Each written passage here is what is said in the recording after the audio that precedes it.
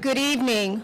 Welcome to the January 14th, 2020 meeting of the the Mount Vernon Board of Education. Please stand for the pledge.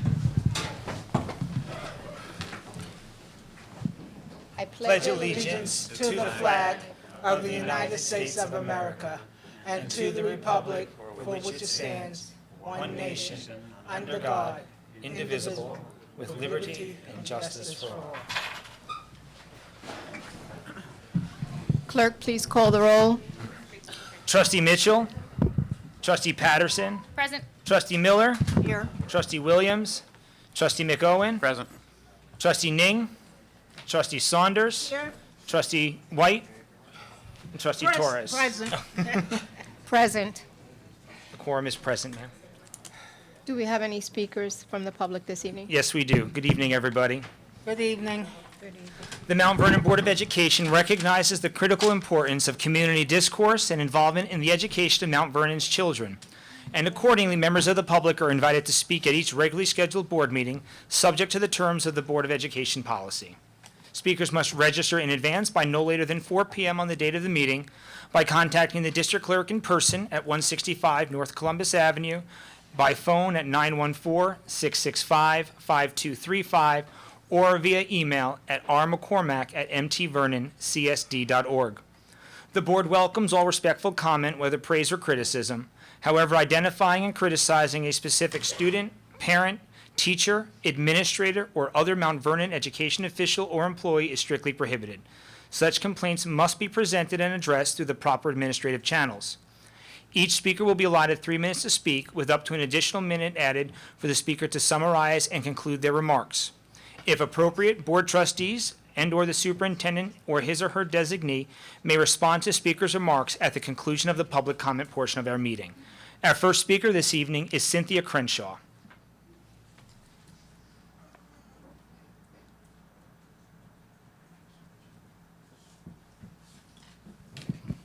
Hi, good evening, everyone. Good evening. Okay, I have a couple of things I want to talk about. Since I have 3 minutes, I'm going to just start running through them.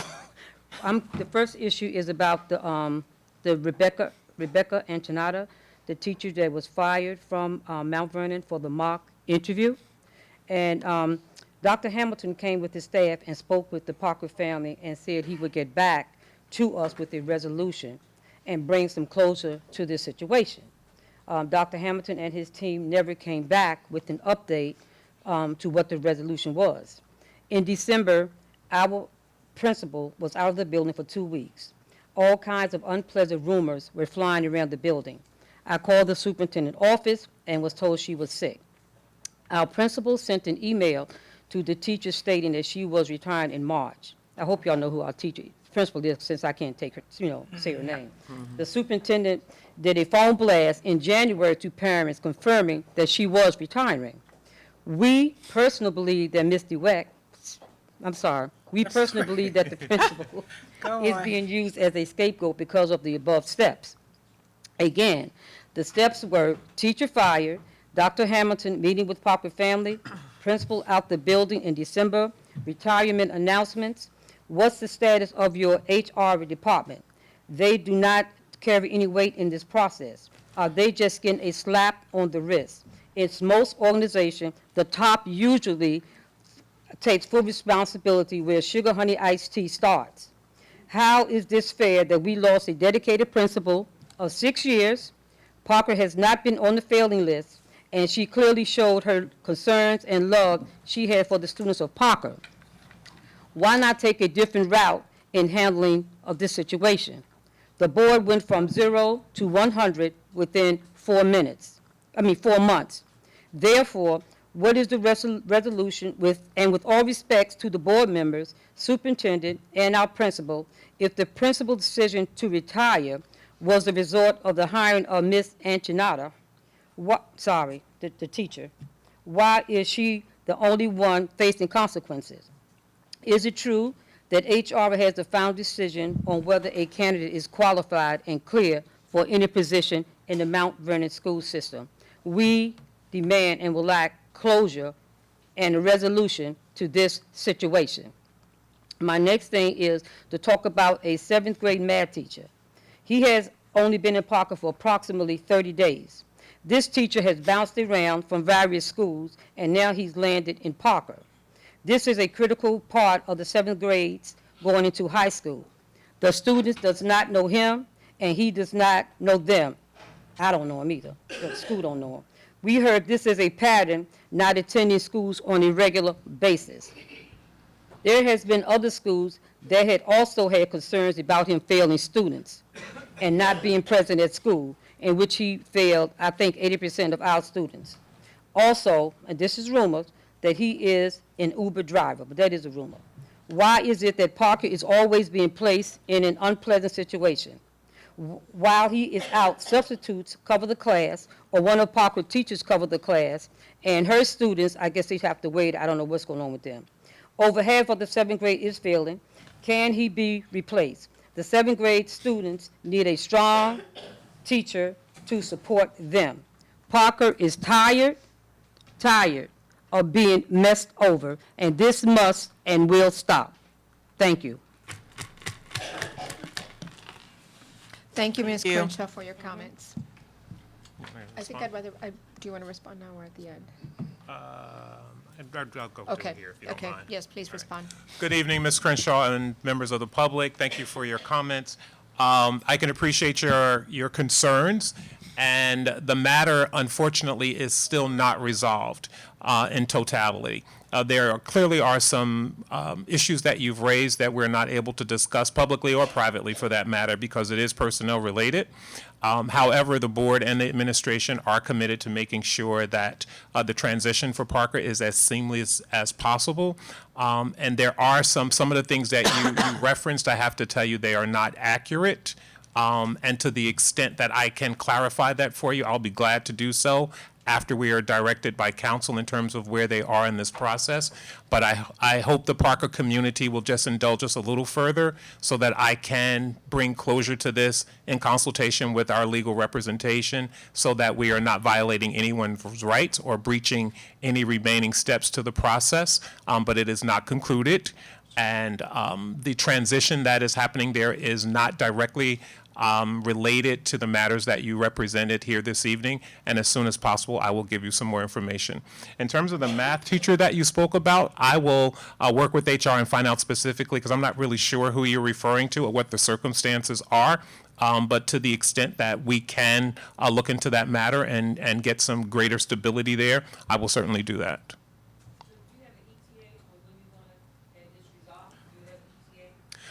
We anticipate very soon, actually. We're in the final steps in consultation with the attorney that's handling this. We are in the final steps, so I think it will be resolved and brought to closure very soon.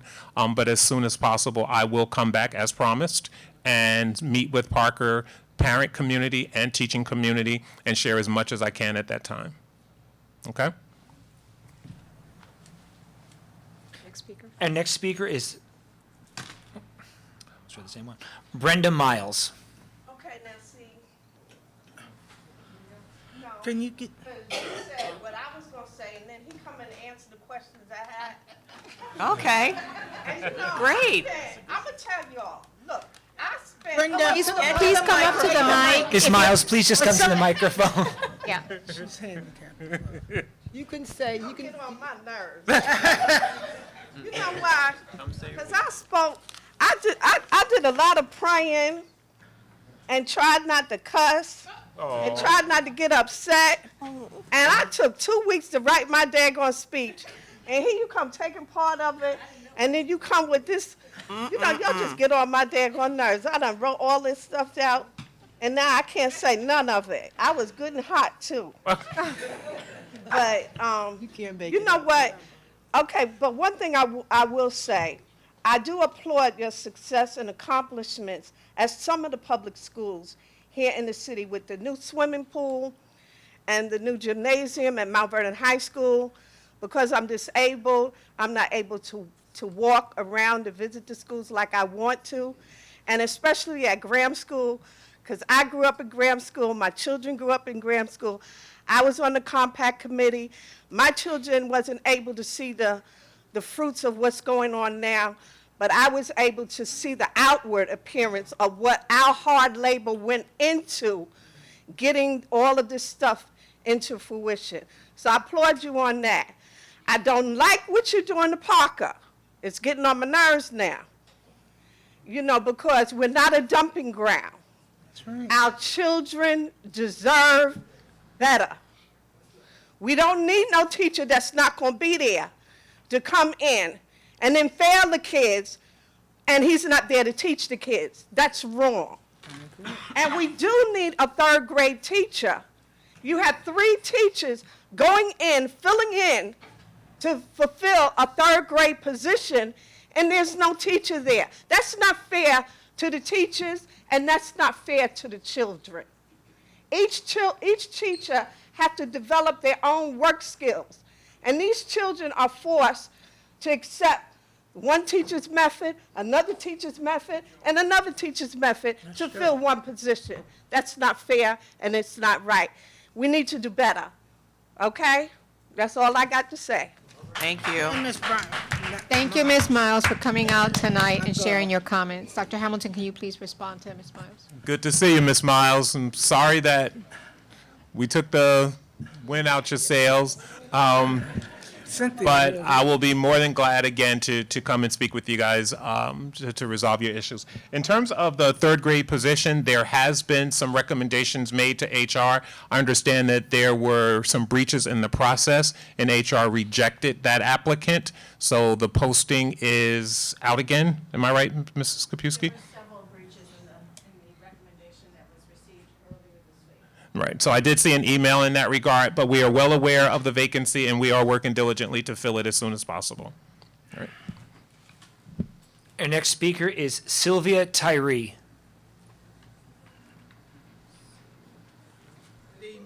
Good evening. Good evening. I'm here on behalf of Parker, and I'm really here to talk about the conditions of the school.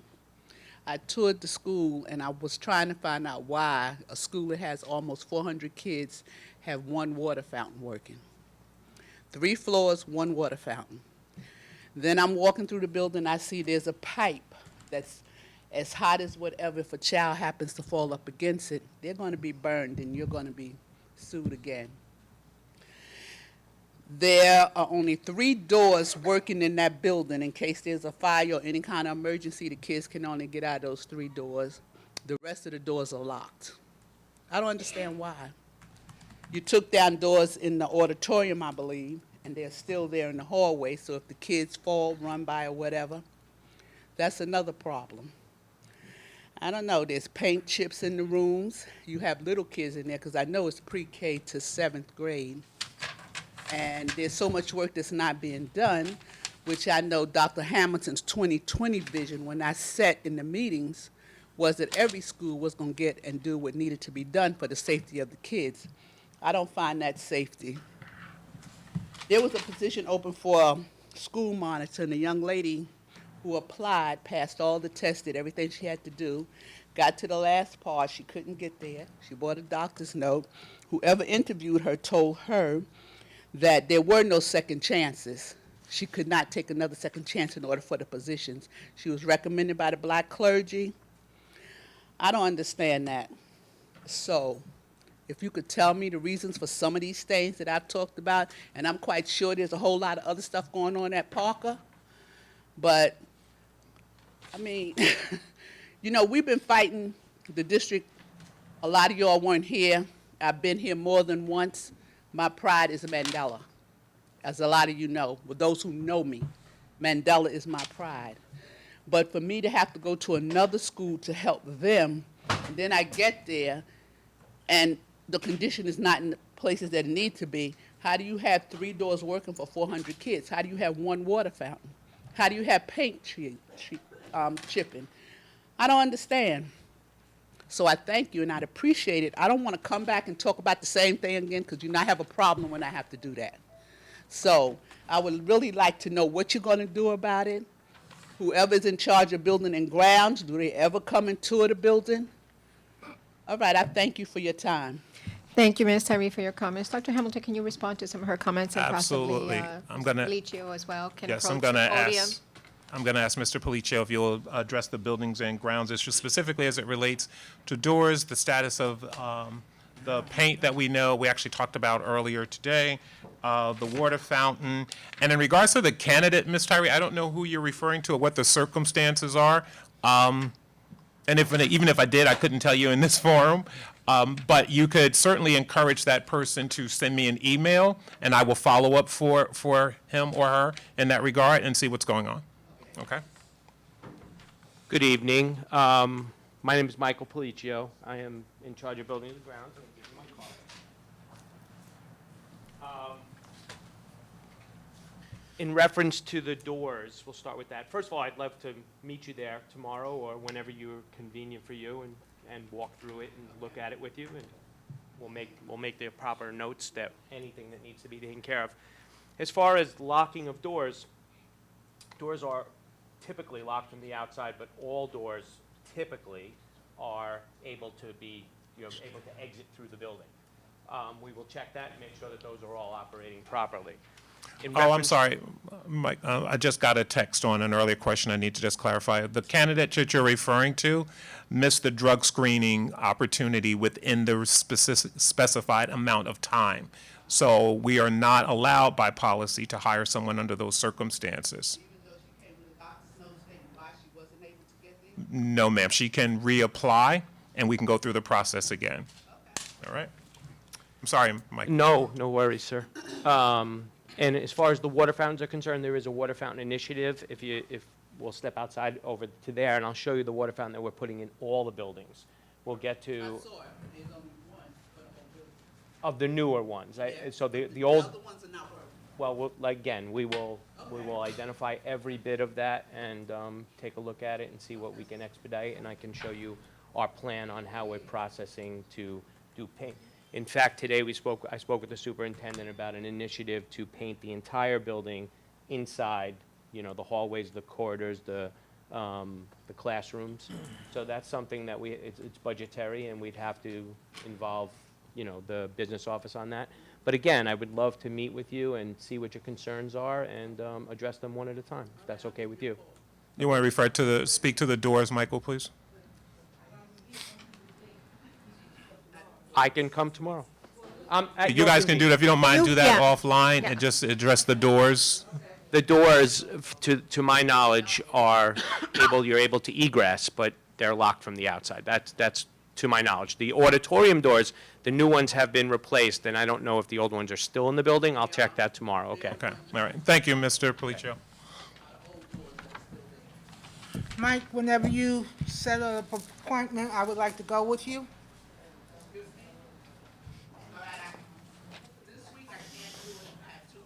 Okay, next, do we have any other speakers? Thank you. They can figure that out. Dr. Beth Posner. Dr. Dentist people. Dr. Beth Posner. Mr. Ralph Burtz. I didn't see him sitting there.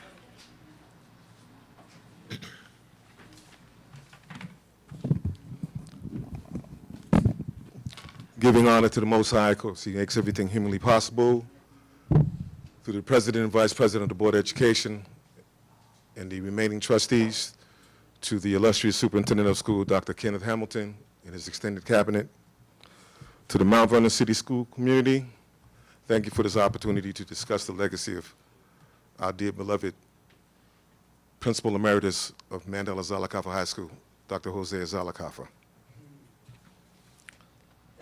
Dr. Jose Zalakafa, I can talk about him until probably tomorrow morning, but I know I have a limited amount of time, so I'm going to go very quickly. Nonetheless, he was born in rural Mississippi on October 28th, 1937. He left rural Mississippi at the age of 8, and he settled in Washington, D.C. And when he entered school, he was illiterate, and his guidance counselor told him that he should not pursue college. He was a product of a fatherless, not fatherless, but his father was consistent, and that led him to his endeavor to be the principal of Mandela Zalakafa High School, because if you know about the student population at Mount Vernon High School, a lot of those students were fatherless. So it fueled his endeavor, okay? When he came to the Mount Vernon City School District after working at the Boston Academy as an alternative counselor job corps, and also he was sent to Detroit, Michigan in 1967 by President Johnson to find out why they were rioting, looting, and burning up the city of Detroit. So he was a man of many hats. But when he came to the Mount Vernon City School District in 1984, he served as a counselor and a Division B principal. In 1990, he became the principal of what was called the Academy at the time. And let me just take it back, because for those of you that don't know, and I know you don't know because you haven't been here long enough, the Academy started at the garden of Graham Elementary School. That was the Academy. And prior to it being the Academy, it was a school for the developmentally disabled students until they put them in the neighboring high schools. So when they closed that facility and made it the Academy, it didn't work out. So the principal that they had, who was taken out of another elementary school because of poor performance, he was at the Academy. And you know who I'm talking about, Wanda. That's right. Okay, but nonetheless, I can't mention names. But so they closed that school, and then they sent him to where the boarded up building is at Grimes. And it became the Division A under another principal prior to Dr. Z. That didn't work out, so they hired Dr. Z when he was the Division D principal at Mount Vernon High School. And it was at that point that he transformed and transmogrified the school into the illustrious Mandela Zalakafa High School. When the children came over, Doc rallied the teachers, and he told the teachers that failure was not an option and that they were responsible for the cognitive and effective development of the students. The students, well, the teachers owned the students, and they had to do whatever was necessary to educate them. It was a school community. Dr. Z birthed leaders. Rebecca Jones was under his tutelage, and she's at Lincoln Elementary School, and they're performing very well. Dr. Lynette Harris, who is my pastor, she's a retired principal from the now, which you know as Rebecca Turner Elementary School, and during her tenure at Longfellow Elementary School, the children were thriving. So Doctor was responsible for developing people, and he digged into your talent, and he wouldn't accept failure. We started parent, teacher, student contracts. The children went to Africa. They went to the Bahamas. The children were excelling. They were doing very well. The graduation rate went up. There were little or no incidents. When students were transferred from their neighborhood schools, and mind you, they didn't come over to Mandela and act up. Okay, that acting up started back in elementary school. Mr. So, Burtz, you've yeah. exceeded your time. Can you please wrap up? Yeah, I'm gonna wrap it up. Okay, but nonetheless, Dr. C has a rich legacy, and what we need to do is continue his legacy. And legacy, you all know what it means. It means somebody left you something so that you could grow with. We need to continue his legacy. We left the school to go to Davis, to the STEAM Academy. And when we left the school, it was Mandela Zalakafa High School. Hopefully it'll be Mandela Zalakafa School. Thank you for your time. Thank you. Thank you. Thank you for your comments this evening, Mr. Burtz. Is there another speaker? Our next speaker is Carol Ben Rubin. Can I just, Oh, may I? okay. Mr. Trustee Birch, McGowan.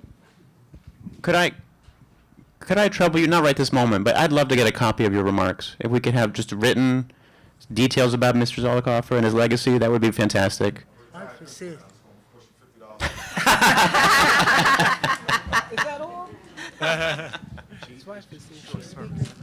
Van Ruben? Yeah. Good evening to Dr. Hamilton, school board trustees, administrative staff, support staff. My name is Carol Ben Rubin. I live at 114 Hillside Avenue, Mount Vernon, New York. I haven't been to any meetings in a long time. I don't come because I'm not pleased at what I see. But I came tonight on behalf of Dr. Z. Dr. Z, or Dr. Zalakafa, most of you know him as, has done so much for the Mount Vernon school system. And to remove his name from the school would be an insult to the Mount Vernon community. Now, a lot of you I've never seen before. It's only two up there that I recognize. 25 years ago, we marched these streets to change the complexion of the board because it did not reflect the school population. It did not meet the needs of the school population, nor was it sensitive to the community. We had schools that were horrible. I still have pictures. So I want to thank you for upgrading the school. But we still have the issue of the majority of our children failing.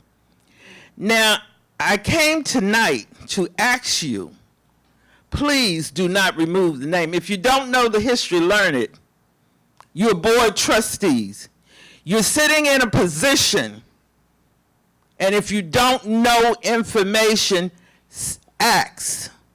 There are former board members that are right here in your community that you can come to, and community members you can come to. Ask before you make any changes. Because we took to the street 25 years ago, we can take to the street again. It is not a permanent seat.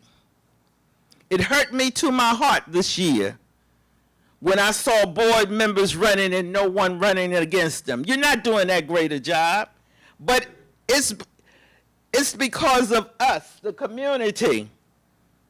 If you don't get involved, this is what you get. Now, if you're having problems at Parker School, 9 trustees sit on this board. Somebody should come up with the idea. I'll give you the idea. 9 board members, the number of schools you have, be a liaison so you know what's going on in your school. Go beyond coming to a board meeting. Get into the field. Learn your parents. Do the work. If you find that this is happening in the school system, you're detached from your schools. It's not about sitting up there looking pretty or wearing a title. It's about work. We work 1, 2, 3, 4 o'clock sometime on issues with this district. I watched the board member, and everybody was agreeing to all the tabs. It hurt me to my heart because no one had a question. Now, I'm told you don't have a meeting before the board meeting to discuss any questions regarding the tabs. Is that true? Is it true? Because you need to go through tabs and question each tab. The only reason you got that teacher here because you didn't do your job. The human resource person is the #1 responsible person. It don't fall on the school. It falls on the human resource person Ms. Ben Rubin, you've exceeded your to time. check reference. Can you please wrap up your comment? Board members, did you ever ask the question, and you're supposed to be bright board members, why would someone leave one school district and a Florence school district and come and work in Mount Vernon? Come on. You should have asked. It comes to you. Did you ask to see the resume? Ms. Ben Rubin, I'm going to have to ask you to conclude your comments, please. You've exceeded your time, and we need to All I'm saying, meeting. you're failing in your jobs. You're not doing what you're supposed to do. And I'll come back again, but never again should you be allowed to run and no one run against you. Never again. Thank you. Thank you. Do we have any other speakers? Our next speaker, Want to say something? I think the trustee should. Mrs. Ben Rubin, just for a point of clarity, There are extensive meetings prior to board meetings regarding tabs. In fact, the president and vice president devote quite a bit of their morning prior to tabs being released to review those tabs. So as a point of clarity, that information is not accurate. Secondly, every trustee is a liaison for at least one building and some more. So, well, there's never been confirmation that they don't know what's going on in the schools. There is a process that is in place, and the trustees are well aware of that process. And there are various committees that address various issues, and we have worked, this board, and I don't need to defend the board, they can do that themselves, but the board has worked very diligently on addressing the facility issues in the building, and as I mentioned earlier, the matter regarding the hiring of that teacher is still under investigation. Board members are well aware and have spent countless hours, evening and weekends, reviewing these issues. So I just wanted you to be brought up to date in terms of some of the things that you referenced so that you would have accurate information. You're very welcome. Thank you, I hear you, but I will be attending more Okay, next. Our next speaker is Abishai Ben Rubin.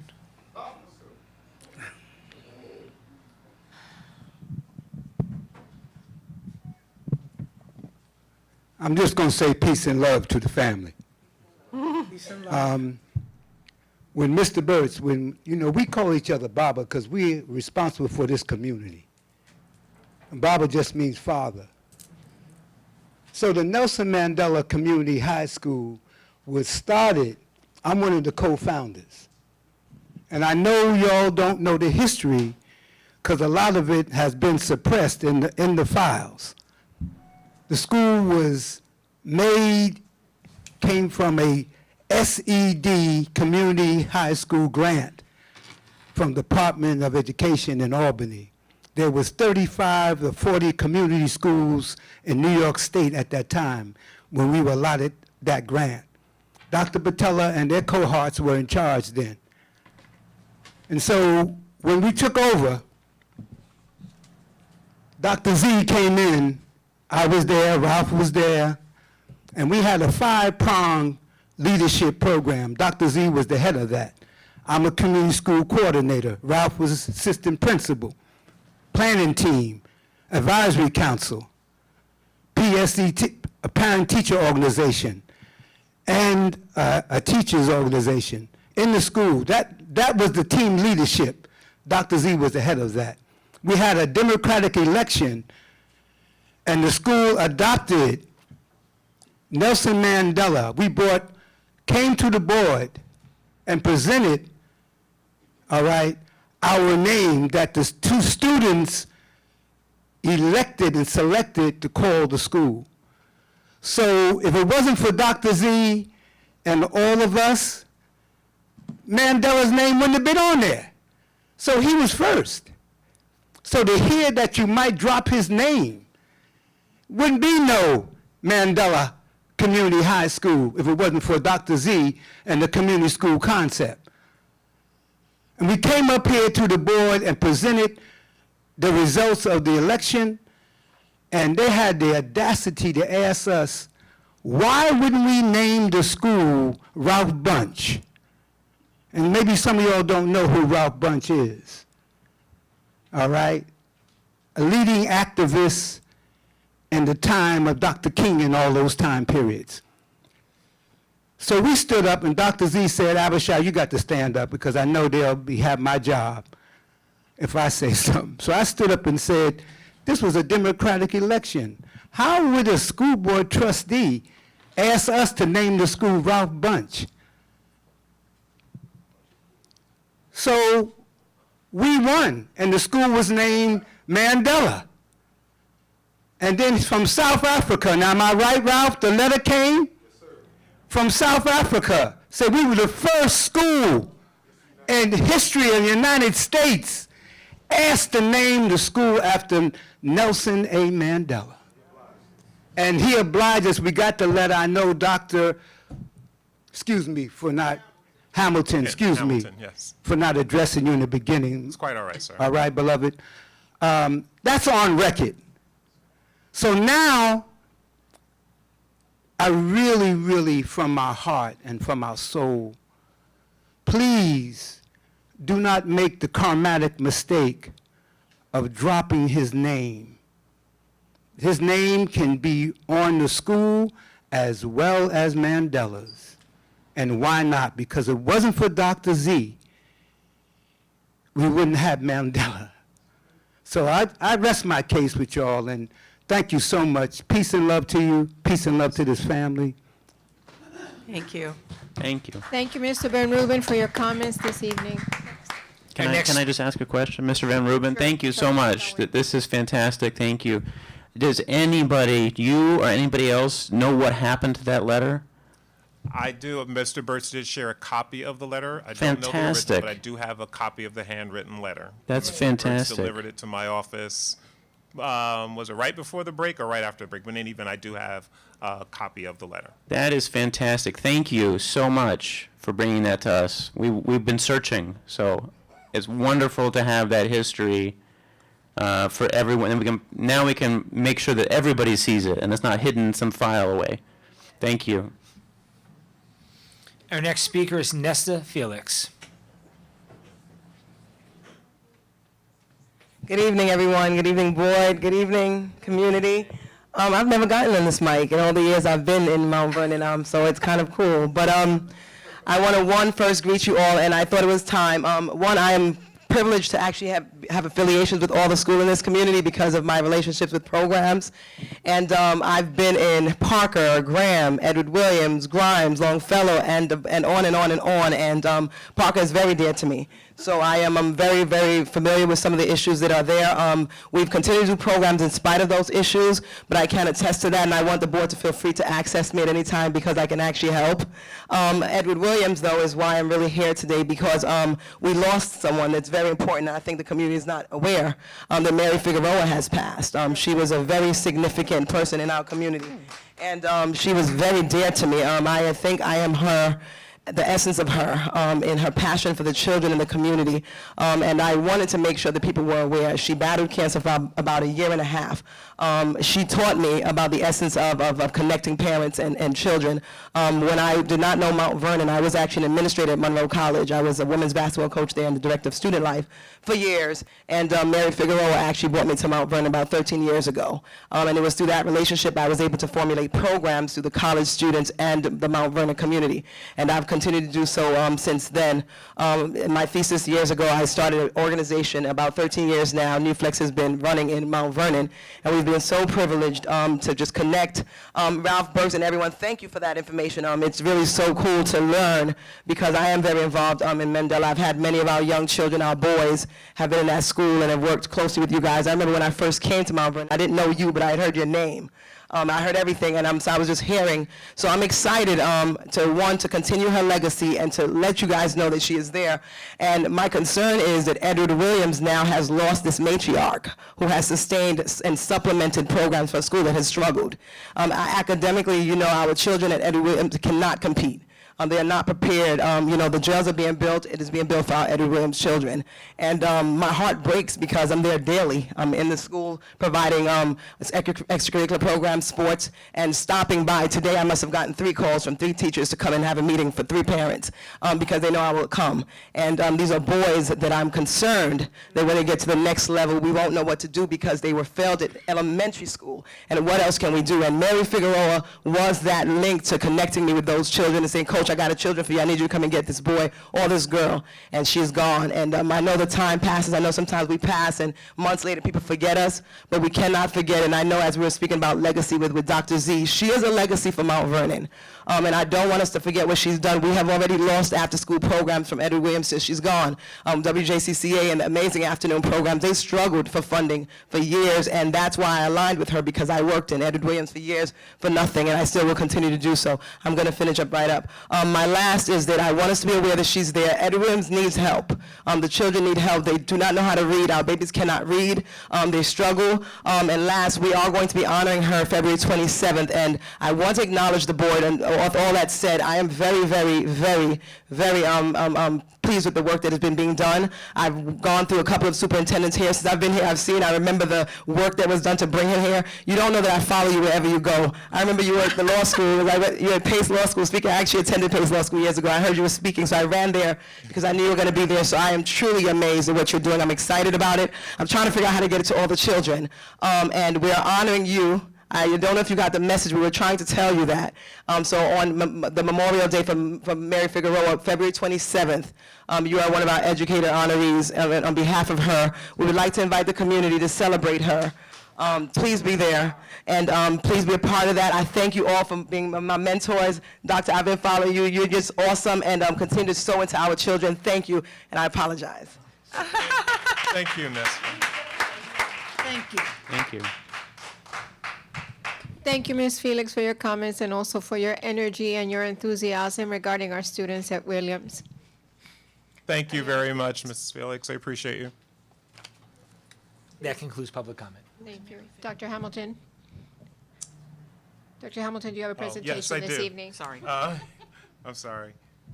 I need my glasses. Let me get my bearings about me.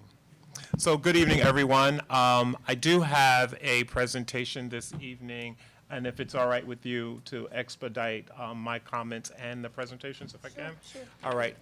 Just my comments are very brief tonight, but they will tie right into our presentation, and Mr. Gonzalez will be making his way up. We are very pleased to announce that as we embark on this new decade, we are on target to delivering every aspect of the 2020 vision that we promised our community. The bond is on schedule and currently under budget. We are working on a PR update just to update our community on where we are with the 2020 vision and bringing it to fruition, and then to begin our strategic planning around the 2020 and beyond vision for the district. So I just wanted to share that with you. Be on the lookout for that information. We have much to celebrate in terms of a very aggressive plan as it's centered around the 2020 vision 5 years ago. And today, many of the comments actually talk about some of the work that's been done in our facilities. Our academic achievement is increasing, our student attendance is increasing, graduation rates are increasing, and all of our schools are recognizing good standing.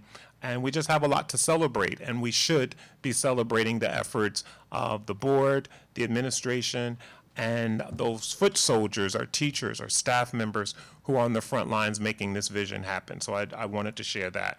And at this time, Mr. Gonzalez is going to talk very specifically about some of the work going on at Mount Vernon High School as it relates to our career and technical education program and our IB process, where we are in that process. Good evening, Dr. Hamilton. Thank you. Thank you to the school board for allowing us this opportunity to share with you some of, as Dr. Hamilton mentioned, the advancements that we've made at Mount Vernon High School.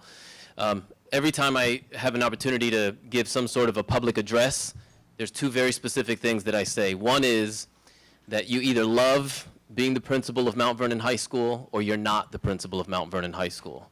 And tonight is one of the opportunities that I get to share the love and the passion that I have for leading a school that at times can be extremely difficult, but equally, if not more rewarding, not just in June at graduation, but for evenings like this when I'm going to stop talking in just a few moments and allow some of our students to come up and speak with you and share some of their experiences and how they relate to the International Baccalaureate program and the academic rigor that exists at the high school and some of the courses that we're offering and how that academic rigor is really changing and shaping their lives. So first, briefly, I just want to share a couple of updates on our career and technical education programs, also known as the CTE courses that we have at Mount Vernon High School. We are in full CNA mode. CNA is our Certified Nursing Assistant course. We have had some difficulty over the years identifying a quality teacher that was fully certified to come on board. We were fortunate enough to find someone last May that came on board last May, and she is well into the curriculum. Our students are now planning their practicum hours, which they need to make sure that they complete in a nurse setting. They're working with the Wartburg and with Sunrise. Unfortunately, we had to put an end to the visits to Sunrise for a short while because they had a flu epidemic, so we didn't want the students to go there and get sick, so that put us behind just a little bit. But we're making up those hours with the Wartburg. With the help of Sherry Ward, we've identified some candidates that can come in to the nurse setting and supervise the practicum hours so that our teacher can stay behind at the high school and continue implementing lessons. One of the things that gets lost often in a CNA course is that prior to enrolling into the Certified Nursing Assistant class, students must qualify by completing a course called Careers in Health. So having that second professional visit the site with the students to oversee the practicum hours and allowing Ms. Ball, who's our nurse instructor, to stay back at the high school and provide instruction for those courses is extremely, extremely important. We have had an amazing year with our barbering and cosmetology courses. We have adopted quite a few elementary schools this year. We visited Edward Williams School first, and we provided free haircuts and free hairstyling for both boys and girls at the elementary level. Our second visit was to to Grimes School. To see our students, my kids, cutting hair and doing hair for the young babies was, it was right before the holiday season. I was moved. Dr. Hamilton joined us when they did a spot on CBS News that provided some coverage. Was really amazing. I've said that the goal for our CTE programs is not to make barbers or nurses or hairstylists. The goal is to make barbershop owners and hair salon owners. So having them have this experience of what it means to support a client is immensely important. So I do encourage you to come in and see what we're doing in our CTE courses, as well as the rigor that we'll be speaking about in just a moment. We are a little bit behind with our culinary implementation of the culinary course. It is being offered. The course is up and running. We are forced to run that in a classroom, unfortunately, because of the work that's needed in the food lab. It's like a lot of the other projects that we undertake, that when you start to do some of the work, you uncover other work that needs to get done, and it's prolonged the approval of drawings and renderings and such. We are moving forward. I'm being made to understand that by September of 2020, so next September, we will be back in our food lab. I've propositioned to Mr. Silver and the business office creative ways to try and supplement some of the culinary work by purchasing some indoor grills. It's been really difficult. The teacher's done yeoman's work. It's been very difficult for her to work inside of a classroom and do a lot of the theory. The kids want to start cooking, and so we're looking for creative ways to make sure that that can happen. If I can jump in, this is the most appropriate place I can make this insert. We received notification from Senator Biaggi. I requested that she support some of our efforts, and she's identified $1 million for us to get the culinary arts program. So I'll be back next board meeting. We'll get another $1 million. You know what? I'm done. CTE is we are making very, very good progress. This is the best I have felt as a high school principal in probably my entire career. So I thank you for your support, Dr. Hamilton, for the entire cabinet, and to the school board for supporting the efforts. And now you're going to hear from our assistant principal, Mrs. Pauline Palmer-Pierce. I can't say enough about Mrs. Pierce's efforts with, in terms of curriculum and instruction, specifically around the International Baccalaureate. When we met at central office and realized that this was something that was going to be fully supported by Dr. Hamilton and his cabinet, we jumped on board because there is nothing that compares to the IB education. Being able to have your students graduate high school, and it's always nice to have a lot of college credits when you graduate, but it's more profound when you walk into an institution holding an IB diploma. You are held in the highest of regard. The designation for IB schools is called IB World, because we would then be recognized across the world. Our International Baccalaureate authorization visit is scheduled for March 9th and 10th. It is a 2-day intensive visit When IB comes out and spends 2 full days with us, visiting classrooms, meeting with administration, meeting with central office to ensure that there's budgetary support and responsible fiscal practices in place to continue to support IB, and we are well on our way. So without further ado, I'd like to turn it over to Mrs. Pauline Pierce. Thank you. Good evening, everyone. Good evening. Just a quick question. The 20 minutes that's allotted to this presentation, did that include that part? All right, so I just need to know to see what I should skip over. So I would like to ask you your permission to engage you for a few minutes, okay? At this point, I want you to take a minute to think about your hopes and dreams for the students of the Mount Vernon City School District. Turn and talk to someone. Just turn to someone and share with them, and I'm inviting the audience also to participate. Turn to someone and share with the person next to you what your hopes and dreams are for the students of the Mount Vernon City School District. I guess we should do it this way. My vision is for them to all succeed. And have options. Our children need options. A lot of options, children to succeed in this global world. Like it says. All right, take 30 seconds to finish up your sentence. I agree with you. How you get along with people. The way I was raised is going to be totally different. The way these kids are coming up. To the next. Okay. All right, if I may have your attention now, please. Now, digest what the person next to you just said. All right, and I'm going to step aside, and I'm going to have you hear two of our students at Mount Vernon High School share with you what their hopes and dreams are. Because oftentimes we have our own ideas of what we want for our students, right? And sometimes we don't take the time to actually hear them. It is quite remarkable the things that our students dream of and hope to achieve in the future. So I'm going to step aside. Actually, for tonight, we had 3 students scheduled to come and share their hopes and dreams, but one of them took ill. So we're hoping that she's feeling much better at this point. Hopefully she's watching and supporting her classmates as they make their presentations. So let me step aside.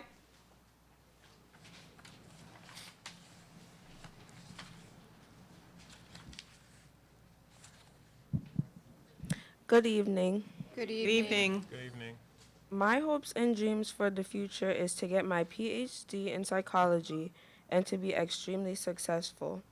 I want to be more than just comfortable with my pockets. I firmly believe the International Baccalaureate program should be an option at Mount Vernon High School. This could benefit people who want to participate tremendously. The IB program will help students to better themselves and develop as people. This can essentially create more peace in our community. We'll also receive a better education than normal. IB students aren't required to take all the IB courses, but IB participants who take all the IB classes and earn the diploma will have multiple college credits and will have finished about a year of college.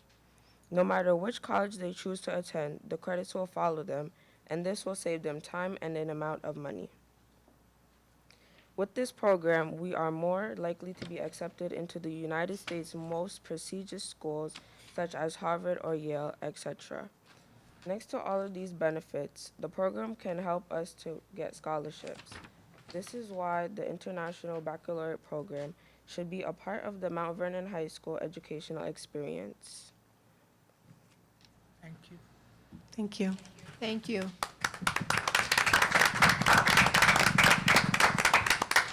Good afternoon. Hello. Good afternoon. Good evening. We were asked today, what was your dream in life? Dreams are characterized as characterized as vision, insights you see yourself in the future. When I see myself in the future, I think of a self-motivated doctor who loves his job. At the age of 6 years old, I was devastated when I heard my mom died from a stroke. At the time, I wanted to help her, but I couldn't because I didn't understand the significance of her problem.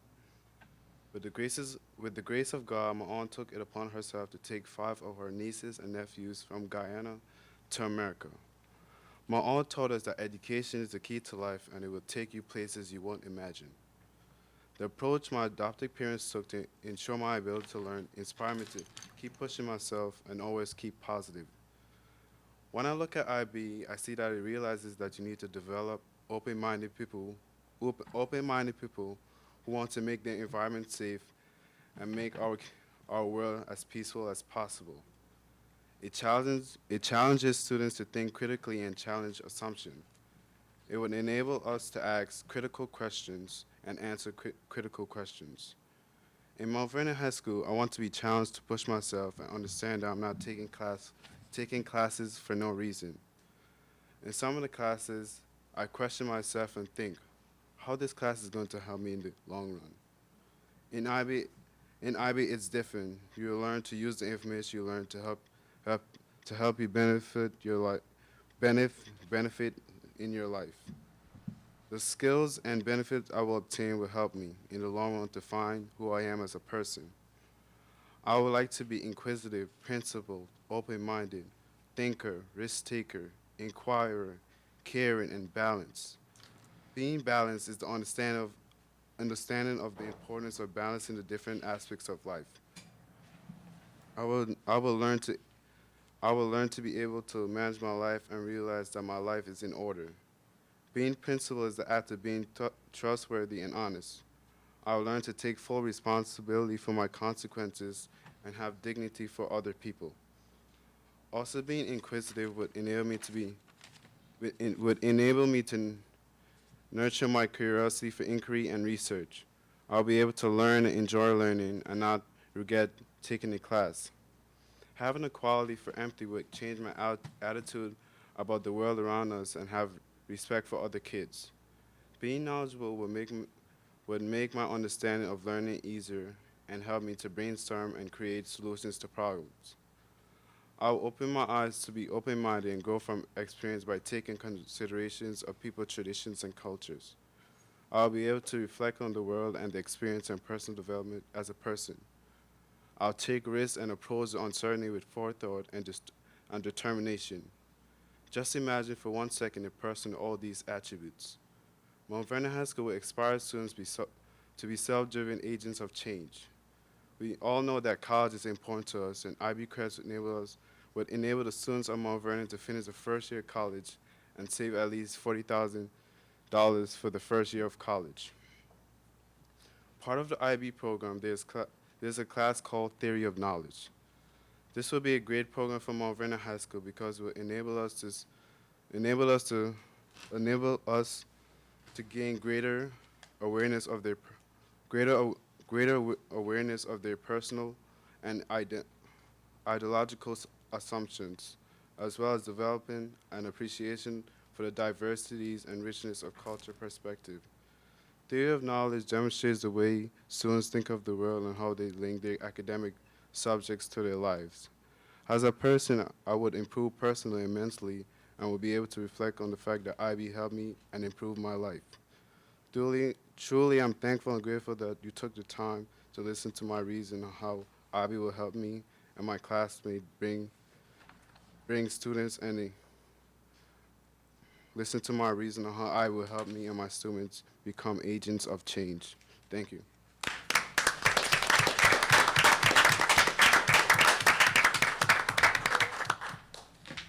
Just to give you some background information, these two students are currently in the 10th grade, okay? And oftentimes we think that students are not thinking about their future.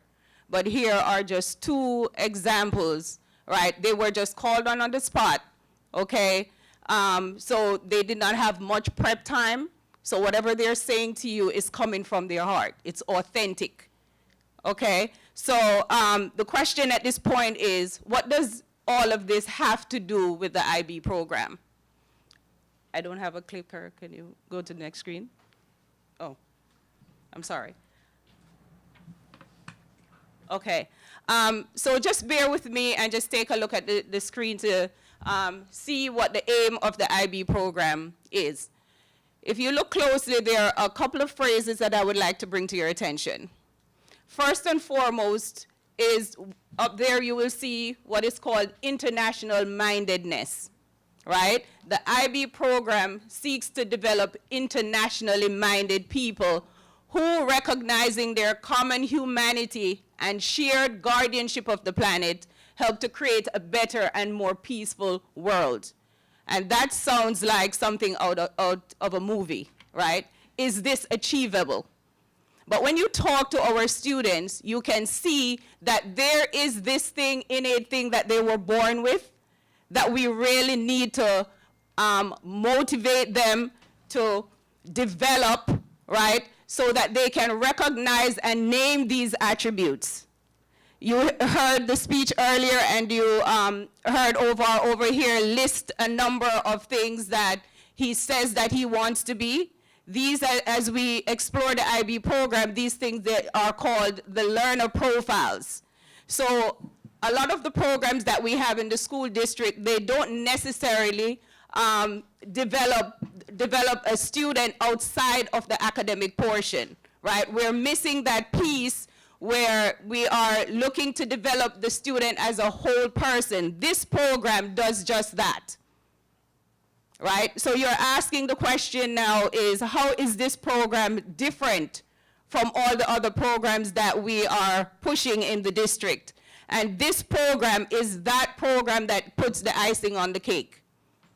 If you let's go back to the next slide. If you take a look at the graphics that up here, you will notice that we have the international mindedness on the outside of the circle, right? What does that have to do with education? We want to make sure that our students understand what's happening around the world and understand that what they do in their community impacts the world, and what happens in the world impacts their community, right? I know I'm watching the time, so I'm kind of thinking ahead and going real fast, so just please bear with me. You can take extra time if you need it. Okay, thank you so much for that. Okay, so now I can calm down. Okay. So that being said, on the screen is displayed the 10 learner profiles, and you heard the students talk about being inquirers and being knowledgeable and being open-minded. The program is so designed that each of the courses that are offered are designed to create all of those characteristics, all of these attributes in our students. This, so far, what we have done with the program, the steps that we're taking in order to get the verification, has already started some really good changes at Mount Vernon High School. For one, in your hand, you should have a brochure, 2 brochures actually. You should have a brochure of the Mount Vernon High School brochure, and you should have a brochure of the IB program itself. With the work that we're doing on the IB program, we have now created a new mission and vision statement. If you read the mission and vision statement, you will notice that they reflect the ideals of the IB program. All right, if I should just quickly read the vision. Our vision is to inspire students to be inquisitive, knowledge-seeking, compassionate, and principled. We will empower students to become self-driven agents of change in local and rural communities. So the IB program has helped us to focus, to actually find our purpose. So the other schools have their focus and have their purpose. We have found our purpose with the IB program. So if you look closely at the vision and the mission statement, you will see IB written all over it. How does IB work? So our students in the 10th grade, they have the opportunity to apply to the IB program, right? We have what is called an open enrollment. So students can apply to be a part of what we call the DP program or the diploma program, or students have the option of taking 1 or 2 courses in the IB program. If you look at the screen, you will notice that we have 6 major areas. So students who are vying for the diploma program must take 1 course in each of those categories: studies in language and literature, language acquisition, individuals and societies, science, math, and the fine arts. Notice also that the courses are leveled. We have what is known as the high-level courses, and we have what is known as the standard level courses. If you look at the picture in the circle, you will see the theory of knowledge, and one of our students already talked about the theory of knowledge when we visited other IB schools. That course, when we talk to students, that course is always their favorite, because here they get an opportunity to question how we know what we know, and why do we believe certain things. Right, so Ovar spoke about that in his speech, that he's looking forward to asking those questions. Why does the system exist the way that it does? Right, how do we know that the sky is blue? Questioning and making sure that they are not just taking knowledge as it exists, but they're asking the right questions at the right time. Then we have what is known as CAS, the Creativity Action Service. In this program, the students are required actually to go out into the community and do community service. All right, so here the students can actually seek after their own passion. One of the students who were supposed to present tonight, she talked about the whole idea that around her, people are unhappy, that they just go to work for going to work's sake, and they have the individuals, the adults around her, they are not passionate about what they do. And she doesn't want that for herself. She wants to be passionate about what she does. She wants to work in an area where she cares about what she is doing. And so IB is a way for our students to figure out for themselves where their passions lie, so that they can pursue that, right? Outside of IB, most times it's unlikely that students know exactly what they want to get into before they go to college, right? We will find a number of students. I just had a past student call me today to say, I'm going to change my major. Right? So students enter into college, but they are not sure of what they want to do. And IB is a way for them to figure out what exactly it is that they want to pursue. So the huge question again is, apart from looking at that piece where we're developing the innate human tendencies in our students, why else would we want to participate in the IB program? Of course, the students have already said it. We have students here who want to make sure that they have their PhD, kids who want to be doctors, engineers, all right? So of course, the IB program, as they stated earlier, provides them an opportunity to get into those colleges and gives them an equal footing with other students from other districts, more affluent students, to vie for those positions to get into Harvard, Princeton, Yale, or any of those other prestigious colleges. And what's a selling point for parents, they're always very happy to hear about this, is the amount of savings that they can get, college savings when their students participate in the program. So if you look at the IB pamphlet in the back, it gives you some sample savings. Over here for the CUNY City College, if the DP students have an opportunity to earn up to 30 credits in the DP program. So if they transfer those 30 credits to the CUNY College, they have a savings of $8,490. For SUNY Binghamton, they would save $8,850. For NYU, a whopping $42,360. And these are just some examples of the amount of savings that their parents would have if their students participate in this program. So that was a quick snapshot about what the IB program is. Now I just want to talk to you about where we are in the process. As Mr. Gonzalez said earlier, our verification visit, our authorization visit is on March 9th and 10th. When we had the verification visit, we had 53 indicators that we need to satisfy in order to get authorization. We had our verification visit in November, and we met 46 out of the 53 requirements. And since that verification visit, we have met all the other requirements, and tonight we're now at 100%. So now we're at 53 out of the 53, right?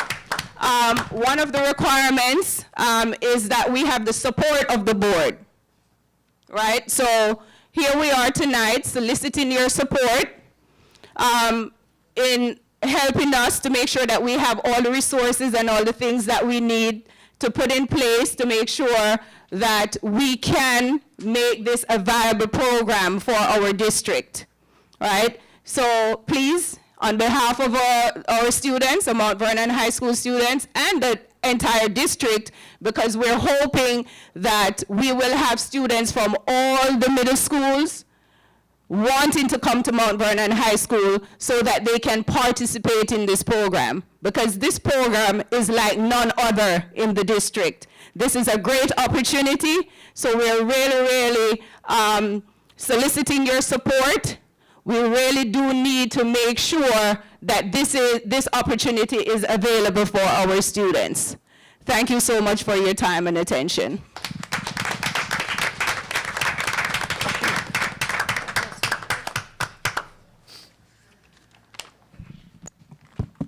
I just want to publicly thank our students for participating. I learned this years ago. Speaking publicly, there are research studies that evidence that speaking publicly is the equivalent to losing a loved one. So experiencing a death in the family creates a very high level of anxiety. Speaking publicly is around the same intensity in terms of creating anxiety. So for two 10th graders to come up here and do what they did, I promised you at the beginning of my opening, I said there's two things I always say. One is you either love being the principal of Mount Vernon High School or you're not. The second is find something you love to do and you'll never work a day in your life. These kids represent that for me, so thank you guys.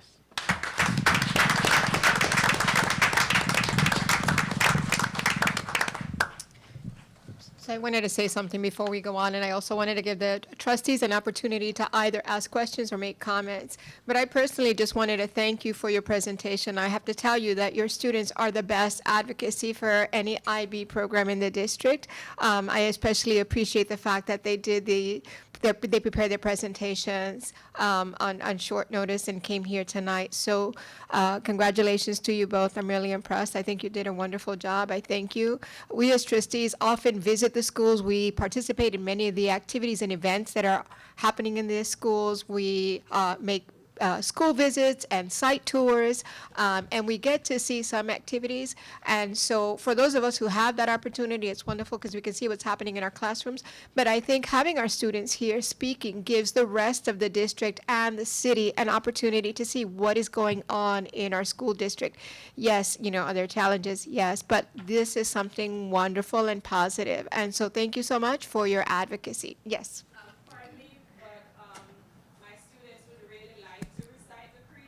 Oh. I would love it, so please approach the podium and do so. Thank you.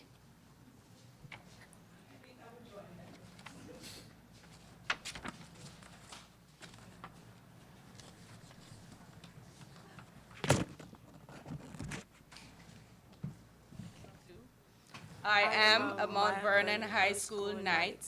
I am inquisitive, knowledge-seeking, compassionate, and principled. I am a self-driven agent of change. I am limitless.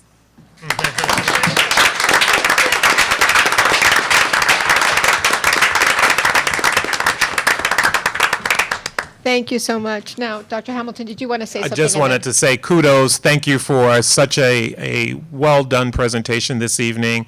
And as Trustee President Torres says, students are indeed their best advocate. So very, very well done, and thank you. Thank you. I have one question. How many students do you think will be applying, or how many students can we accommodate, let's say, in the first year of the program? Will it increase? Will it ramp up, or? Yes, so it will most certainly increase. Right now, we are actually grooming 22 students for the full DP. Okay. However, that's the full DP. Right. Going in as an open enrollment school, we will allow any student to enroll in any of the SL courses that they wish to take. And so this will provide for just regular students who just want to take one of the courses, this will provide more electives, I mean, a richer program for them as well. Yes, electives that are far more rigorous Yeah. than some of the other electives that we have. And Absolutely. will they have to apply for, just to take a course? Will they have to meet a certain criteria, or is it just applying for the DP? Not for the open enrollment. For the Okay. DP, there is an application process. Oh, that's great. Thank you. That's great. So I have one quick question regarding the authorization. When will we know that we have completely satisfied the process and are fully authorized? I'm fully convinced that we will be fully authorized. I don't know the answer to that. I know that typically they don't provide a report upon their departure. In October, we had our first visit, our consultation visit, when at the end of that consultation visit, there was some feedback. She is the consultant that helped us prepare for this authorization visit on March 9th and 10th, and she's the one that provided us the report that let us know we were 7 criteria points short of the 49 indicators. Prior to her departure, she gave us some verbal feedback. I'm anticipating that we'll hear something from the members of the authorization team, at least verbally, prior to their leaving. Oh, wonderful, wonderful. Thank you. That's exciting. Something to look forward to. Great. Great, thank you. Any comments or questions from trustees? No. Thank you so much for your presentation Thank this you. evening. Thank you. Dr. Hamilton, do you have anything else to report? No, ma'am. That completes my report for this evening. Okay, thank you, Dr. Hamilton. Okay. The next item on our agenda is committee, board member reports. So I will just go around the table and ask board members if there is any information they'd like to report about their participation in activities or other events in the district. I'll begin with Trustee Saunders. I haven't participated in any events, but I have a special education advisory council meeting tomorrow from 6 to 7:30 at Rebecca Turner. And that's all for my report. Okay. Thank you, Trustee Saunders. Trustee Justino, would you like to share information or provide a report? Not today, sorry. Okay, thank you, thank you. Okay, Trustee McGowan? No report tonight. Okay, thank you. Trustee Munoz Patterson? I guess I do. So I don't think we had a meeting after the Christmas event or the holiday event that we had. And I just want to thank everybody who came out very much for coming out. It was very well attended. We had more than 1,500 people who came. It was fantastic. I would like to thank Santa, although I don't know who that is. He did a fantastic job wherever he may be. He's in the North Pole. That's why I said the message loudly, so that way he would hear. But again, I just wanted to thank everyone. It was really fantastic. Oh, the Grinch was there too, but I don't know who that was either. I'm sandwiched right now between people who were wearing other, anyway. But the parent liaisons were fantastic as usual. Dr. BC was fantastic. I can't say enough good things about everyone who came and everyone who supported, so thank you very much. And thank you, Trustee Munoz Patterson, for spearheading that event and leading it and working with Trustee Miller as well and everyone else who participated. Okay. Trustee White, do you have a board member report? We had our, Building and Grounds meeting, and we will be meeting the first Monday before each board meeting. Okay. I'm a little out of it. And we went through some of the schools, some of the things that are happening. I'm sorry, I did not know about Parker at the time that they just reported, so I didn't get anything from them, but in Williams, we have 2 bathrooms on the second floor that will be completed. They have 2 new bathrooms that will be completed by January, end of January, and 2 more will be fixed, will be started on the first floor. We couldn't close up both bathrooms at the same time. I met the Grimes head custodian, Michael, and I cannot say his last name, Marah. Very nice guy, talked about the painting that's going on in their building, the lock issues that we're going to be checking into, the lock issues and the drainage that runs down the side of the outside of the building that becomes dangerous when it rains or snows or freezes up. So we'll be checking into that. We had the filters cleaned, and I think that's all for Grimes. At the Mount Vernon STEAM building, this might not seem like a big thing, but in 6 days, our custodial staff and our building and grounds staff, we have a north and south wing. They moved all the students, all the lockers, all the desks, everything from the south side to the north side. That was completed in six days without interruption of learning. So I thought that was really a fantastic idea. Hopefully by the end of 2019, no, by September 2019, all the work at 2020. All the work at the STEAM school, Pennington, and Thornton High School will be completed. Seem like we've been working on those for years.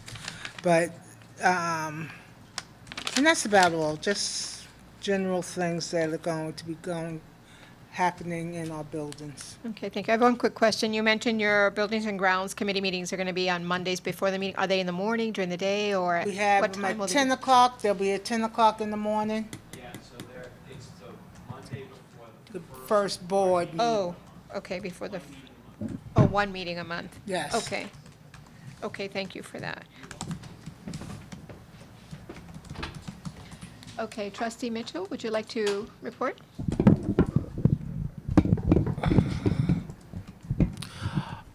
I would say, I'd like to say that I did participate in the recent Homes PTA school PTA event. I went and I did present as a school board trustee because as we find, a lot of our community don't even know who our trustees are or what trustees do or how they can get in contact with us and how we can help, things like that. Is the Grimes School liaison here? Okay, so that is my other building. So I have already reached out to Mr. Van Gooten to connect me with my PTA people, as I'm kind of slow, as I'm still new. But I will be reaching out and joining to participate in their events as well. I also participated in. I was at the PTA. No, it wasn't PTA. Was it the Family Fun Night at homeschool and father-daughter dance, which was really cool. So all the dads came out with their daughters. It was really good. I had a good time. I can't dance, but it was good watching the dads who can dance, and I enjoyed myself. It was good being out. All right, that's it. Thank you, Trustee Mitchell. Trustee Miller, would you like to give a report? And Sure. I mean, I guess I'll just roll in. This is committee, right? I mean, everyone's doing committee. well, it's board member report, so basically you can talk about any activities you participated in, anything you'd like to share. But if you want to give your committee report, some of us have done that. It's fine. We can kind of merge the two. Okay, I have three things. Well, one, I just wanted to echo what Trustee Munoz Patterson said, and I want to give her all the credit for really pushing for this event. It was a new thing for us, and it was clearly a home run. And, you know, between the parent liaisons and Rick McCormick, Dr. BC, Brother Muhammad, and a whole bunch of volunteers and Santa, and It was, and volunteers from the STEAM High School who worked so hard. They were covered with like cotton candy, sugar, and popcorn grease. But anyway, it was a hugely popular event, and I think it's a home run. Everyone said, we hope you're going to do this next year, and we shall. We are actually going to have a family and community engagement meeting on January 23rd at 9 a.m., where we will do a kind of post-mortem on the December 14th event, what worked, what didn't. Not all the crafts that we had were suitable for the amount of time we had and the number of people we had, but I think we had a lot of very good learning about how to serve the food and avoid long lines and do all that. So anyway, it was great, and really a big thanks to Principal Doggett, who opened his doors for us, and it was just a perfect venue for the event. So anyway, we're having a meeting on the 23rd at 9 a.m. where we'll discuss both what we want to do for this event next year, try to pick a date now for next fall so we can just lock it in. At that meeting, we'll also be doing the first kickoff meeting for Mind, Body, and Soul 2.0. So that'll be January 23rd at 9 a.m. One of the things we are going to do is scale back some of the larger, like, ride/activity things to make room for Beyond the Badge 2.0. That was such a successful event, and so many children want to participate that we're going to make that an element of Mind, Body, and Soul on May 16th, which will be held at the high school fields, which we've confirmed. Okay, great. I just want to mention Girls Inc. is a national organization, and I just wanted to make an exciting announcement, and that is that Michelle Nicholas, who's the executive director of Girls Inc. Westchester, has been really interested in doing this program. It's for middle school girls after school, and she's been wanting to do it in the district. She lives in the district. Her son goes to the STEAM Academy. Anyway, she went out and secured financing from PCSB Bank for 3 years for the Girls Inc. program to be at Benjamin Turner Middle School. So this is very exciting. I spoke with her a couple days ago. It's basically, it's a pilot, and we're hoping that we will be able to secure funding for rolling this out for girls at all of our schools who are in the, kind of transitional, vulnerable age groups. The Mount Vernon Education Foundation is in the process of becoming up and running. The board met last night. We met here last night. We interviewed 3 prospective board members to join us in this journey, and we'll be reaching out to them shortly to let them know the results. We've secured a professional agency to help with a new website and collateral material, and we're hoping to have the collateral material available at a table at the Mind, Body, and Soul event so we can start promoting the foundation there. And we're having our first strategic planning session on Saturday, February 8th. So we'll be about 5 or 6 of us who will be meeting that day, and we're going to be discussing bylaws, a 3-year plan, and so on and so forth. So it's very exciting. There's a huge amount of energy, and we've got a group of people who are real doers and who understand the district. They all live in Mount Vernon. They understand the schools, and just they have a lot of creative ideas. And we're going to be going toward big grants.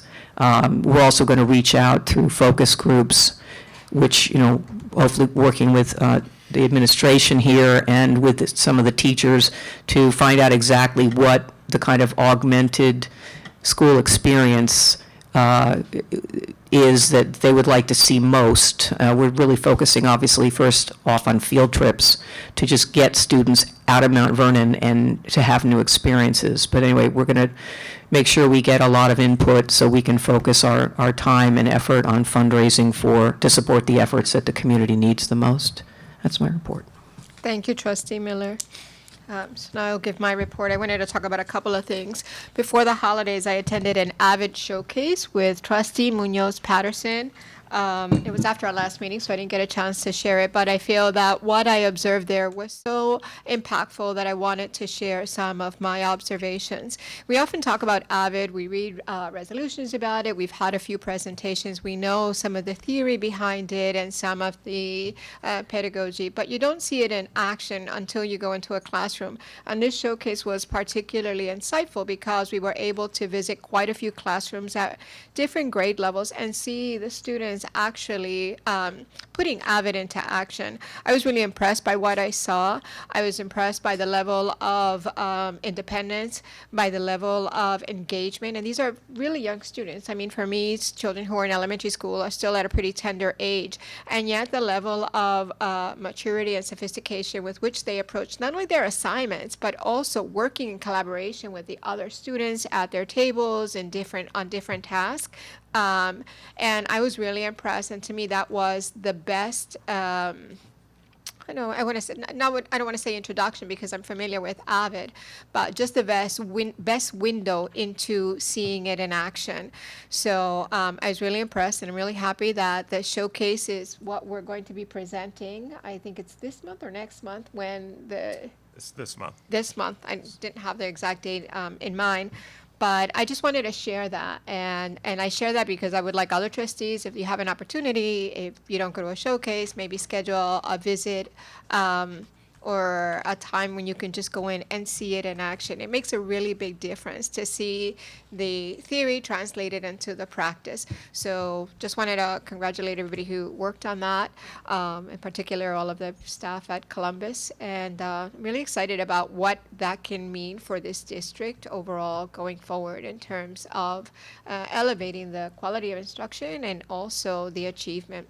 So just wanted to share that with everybody, and if you can, take the time to visit even one classroom to try to understand how it translates into practice.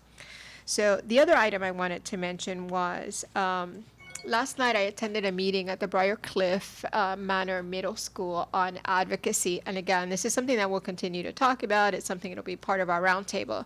But there was a meeting last night to discuss the governor's State of the State address and some of the issues that could potentially impact school districts in Westchester County and New York State.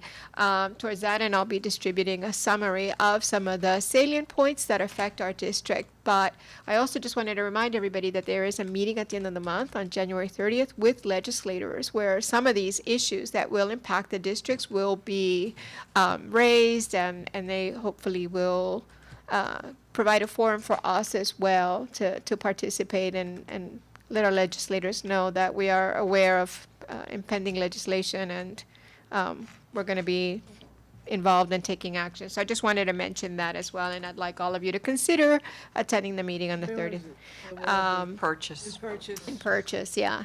Purchase Elementary School, actually, at the Harrison School District. Yeah, the It's in locations Purchase. change often. I mean, perhaps we can consider inviting them to have a meeting here for one of their monthly meetings. 9 p.m. So that was the second item. And then the last item is my Budget Committee report. And just give me a second here. I have notes from two separate meetings. The Budget Committee met on December 6th and also on December 20th prior to the holiday. And we continued our conversation regarding the analysis of in-district transportation. We continue to discuss the possibility of a retirement incentive. We discussed the upcoming staffing needs for Mandela, and Budget Committee requested more information with respect to what we can expect, because there are positions that are already within the district and will just be migrated over to Mandela, and conceivably there might be some new ones. So the Budget Committee has asked for information to determine how those needs will impact our budget for the next year. Let's see. Okay, I talked about advocacy. Budget defense rounds, okay. Give me 1 second, just get to the 20th. Okay. The Budget Committee on the 20th discussed the current fund balance and the status of the fund balance at present, and also our goal going forward to not spent, unassigned fund balance, so that we can build it back up to where it was about a year ago. Continued our discussions on Mandela. That we should have more information in the next board meeting. We've requested information which should be forthcoming in the next 2 weeks. We had an update on the charter schools. We're still waiting for response from NICED. And what else? Transportation rollout. I think that was it pretty much. We were supposed to meet this Friday, the 14th, but we've decided to reschedule that meeting to next week, Friday, the 24th, so that the Budget Committee can follow the Audit Committee meeting, which follows immediately after. So the Budget Committee will meet from 8 to 9, and the Audit Committee will meet from 9 to 10 here in the district. Correct? Okay. And that concludes my... Can I just jump in for something? Yep, do you have a question? Dr. Ning is not here tonight, and he shared something with me, and I just want to share it with the Oh, board. absolutely. With the Education Committee, because Wanda White hasn't been here. I don't know if you know about that, Jeff. There's a lady, the director of, she's the director and mentors medicine, and she Yes. wants to share. Did Can you share? I saw an email about that, but if you can relay the information, that would be helpful. She is, she directs, I lost everything. Medicine and organization that's providing support for young people of color to access careers in health and medical fields. Her name is Miss Dee Nisco, and she'll be here with the Education Committee on Wednesday, January 29th at 8 o'clock. And she has a short presentation to share with the Education Committee. I just wanted to share that with you guys. Okay. AM or PM? AM, yeah. It's 8 a.m., right? 8 We'll a.m., probably get an yes, on the invite. Okay. 29th, because I know we won't have another meeting before that. Right. Thank you for sharing that. So that concludes my report. Okay. All right, so now we're going to go to the resolutions. The first item on the agenda is the approval of the Human Resources Memorandum. Can I have a motion to approve? Motion. Second? Okay. Are there any comments, questions, or discussion about any of the items on the Human Resources Memorandum? No?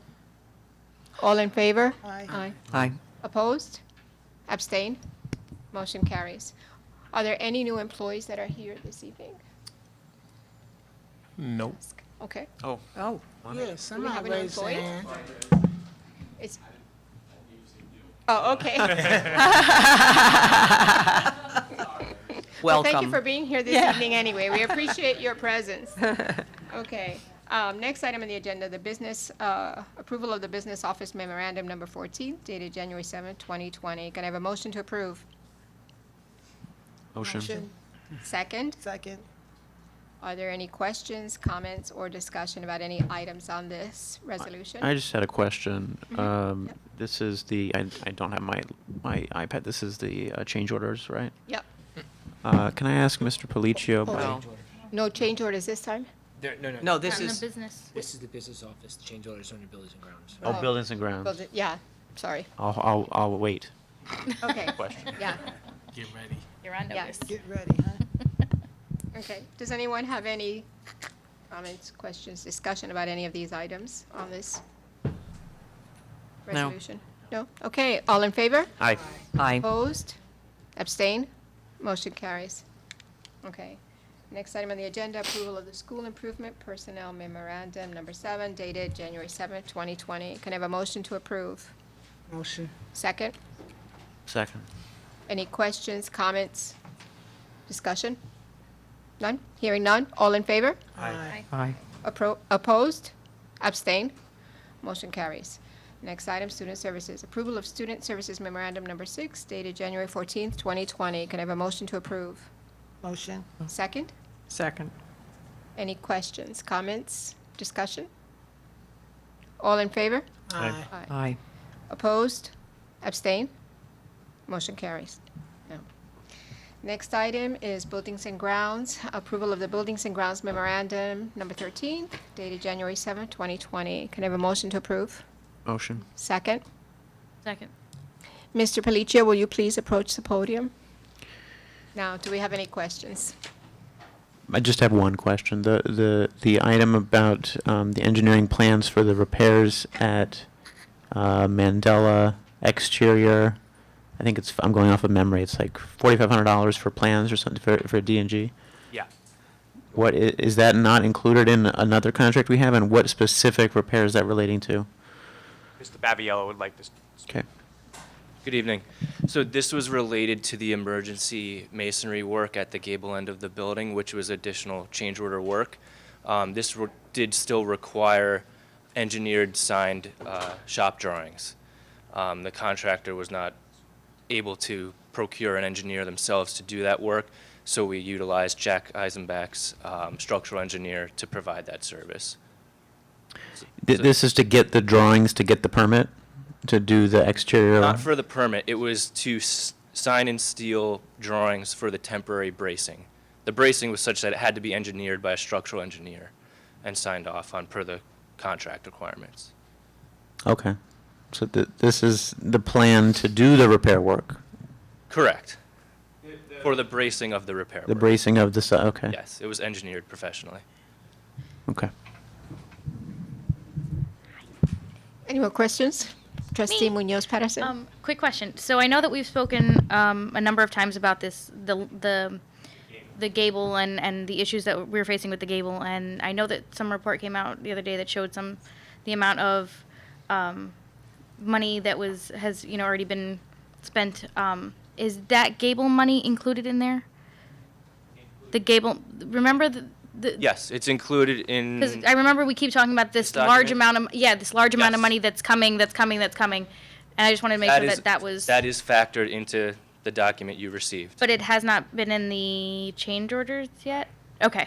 I just wanted to. Some of it has. Correct. The rebuild Mhm. has not, and that's what. Okay, just want to make sure I'm looking, oh, yay. I'm so excited. But an estimate has been included in this, so it's Yeah. accounted for in this document. Right, Okay, that great. would, right. I have a So- question. Regarding this outside engineer that had to be used to draw up these plans, how do we know that the best price was sought? How do we know that? Was there anything showed to us that would make us understand that he went to the best price he could find? And he just didn't just pick the first guy or his cousin to be an engineer and, we just cut him a check? No, so what happened was the engineer and architect of record, P&G, Peter Gisolfi, we asked them to do it. They could not give us an engineer. Then we went actually to the contractor and said, do you have an engineer? And they said, we don't have one available as well. So E&R has done work in the district for a decade. Once he gave us a proposal, it was put to the construction management team and the architect of record, and they determined it to be a fair and reasonable price for what they did. Okay, thank you. You're welcome. Any more questions? Any more questions? Okay, hearing none. All in favor? Aye. Aye. Opposed? Abstain? Okay, motion carries. Next item on the agenda is the superintendent's resolutions. Can I have a motion to approve? Motion. Second? Second. Oh, I'm sorry. Do you want to go back to Did I hear buildings and this? grounds? No, hold on. No, I do not. Did I hear Oh. the second? Motion, second. Second. Got it. Okay, good. All right. Questions? Comments? Do you need a minute? Yeah, I have to look at my previous conversation with the superintendent. Hang on. There were, I thought this was pulled off the agenda. Yes. there were 3 items Yes. originally listed. Okay. 2 of the 3 are gone. This is, the only one remaining is the safety plan. The safety- Oh, right, okay. Yes. 2 of the 3 were pulled. Okay. Or removed, I'm using today. Right, I reviewed the safety plan, that's fine, okay. Mm-hmm. Okay, are there any questions, comments? Discussion? No? Okay, all in favor? Aye. Aye. Aye. Opposed?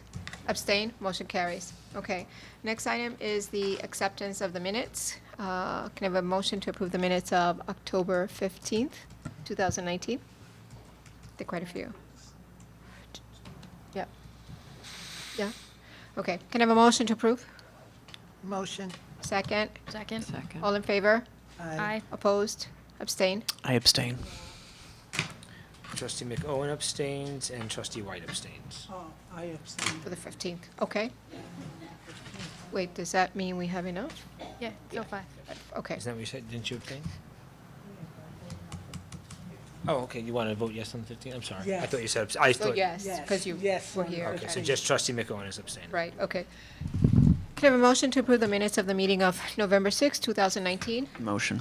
Second? Second. All in favor? Aye. Aye. Opposed?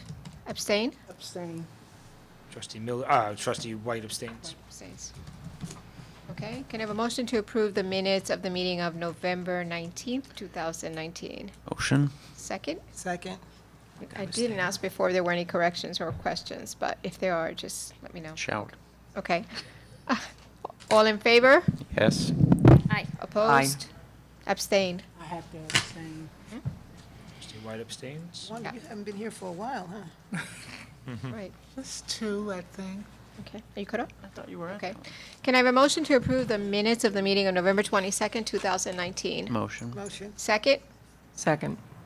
All in favor? Yes. Aye. Aye. Opposed? Abstain?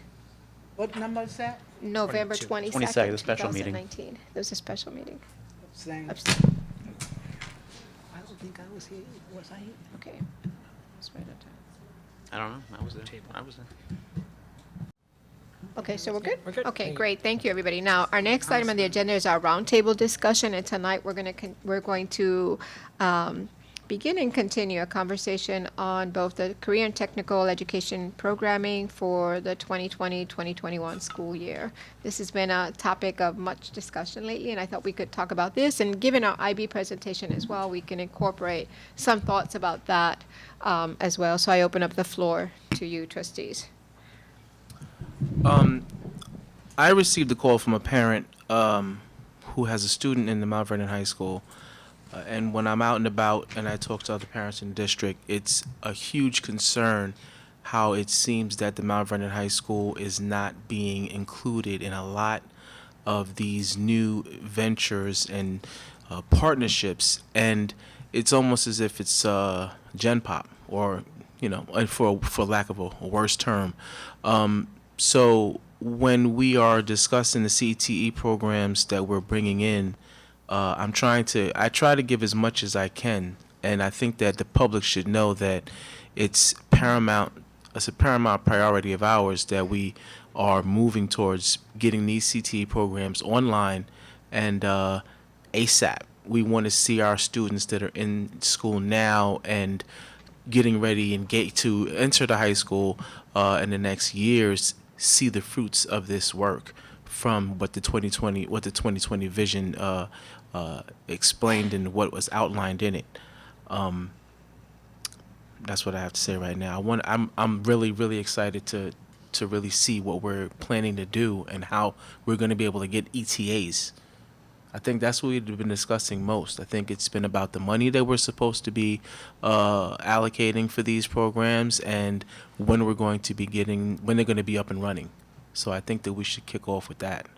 Okay, I wanted to make a comment about that because we previously talked about having some kind of focus survey or some kind of focus, I call it a focus group, but a survey done just to assess what the actual interest is at the high school, so that as we have these conversations about CTE, we involve the people who are going to be primarily benefiting from the programs, and that's our students, and just making sure that if we're going to put any program in, that we assess what the interest in, because we don't want to spend all of our energy in a program that may not address the interest of a large majority of the students. So that is something I'd like to see. I don't know how that survey or focus group is going to come about, but I'd like to see what the actual interest is of our students. And recognizing that many of them are young, may not have an interest, may not have had exposure in order to be able to make a decision about what CTE program they're interested in. But I'd like to get information along those lines. So is that something that we would go to? I would look to our parent liaisons for at the high school. Well, we Dr. actually Hamilton, if you have could- survey information. I don't, Dr. Walden, do you have that information on you tonight by any chance? The survey information from Mr. Gonzalez? Okay, I'd asked Mr. Gonzalez, and it is complete. I thought tonight's roundtable was on equity between the schools here. Okay. I didn't have that, but during the budget defense rounds, I discovered in some of our conversations with the principals that there were some things that were different between the schools, specifically as it relates to CTE offerings at Mount Vernon High School and interest. So I asked Mr. Gonzalez to do a survey of student interests and to assess which classes what the enrollment was in each of our classes. And we actually I've asked Sherry Ward to be prepared to present on CTE at the next board meeting, actually. Again, not knowing that this was on tonight, I could have had her come tonight, but she will be presenting at the next board meeting. And will that include, the number of classes and how many students per class? And, because I know we employ special teachers for these programs, so will we get some idea of the metrics? Yes. Great. Well, I actually think the conversation about equity among the schools is relevant as well, because that's an issue that we've been talking about in terms Right. of not only the academic offerings, but other offerings as well. So I think if any of the trustees would like to share or offer some thoughts on that, you're welcome to do that. I think if we're having a report, a formal one, then I would love, I don't know, is Nicholas gone for the night? Did he leave? Yes, he's only allowed to drive until 9, and he had to go home. They just get younger and younger. I would love to have him present on his anecdotal ideas of what high schoolers really want at Mount Vernon High. So that would be great to have in conjunction with like a formal survey. I'd love an informal opinion from him, which may or may not be actually more accurate. I don't know.